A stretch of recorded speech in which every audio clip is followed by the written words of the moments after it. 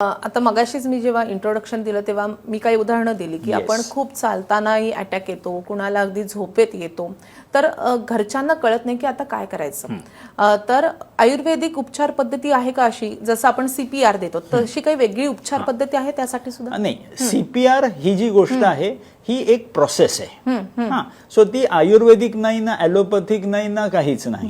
म्हणजे आता मी जे बोलतोय हे माझं शरीर बोलतंय, हे काय आयुर्वेदिक बोलतोय का ॲलोपॅथिक बोलतोय असं नाहीये. तसंच सीपीआर म्हणजे काय, कार्डिओ पल्मनरी रिससिटेशन. म्हणजे एखादी व्यक्ती जर खालती पडली हार्ट अटॅकमुळे आणि बेशुद्ध झालेली असेल तर आपल्याला फक्त पंपिंग करायचं असतं आपल्या खांद्यामधून त्यांच्या हृदयाच्या ठिकाणी, ज्याच्याने परत तो हृदय रिॲक्टिव्हेट होऊ शकतो का ह्याच्यासाठी आपल्याला प्रयत्न करायचा असतो. त्याच्यात श्वास द्यायचे असतात, पंपिंग करायचं असतं. हे एक सीपीआरची टेक्निक असते आणि ती टेक्निक जर आपण केली तर असं म्हटलं जातं की 1 ते 2% लोक परत ह्याच्यातून बाहेर येऊ शकतात.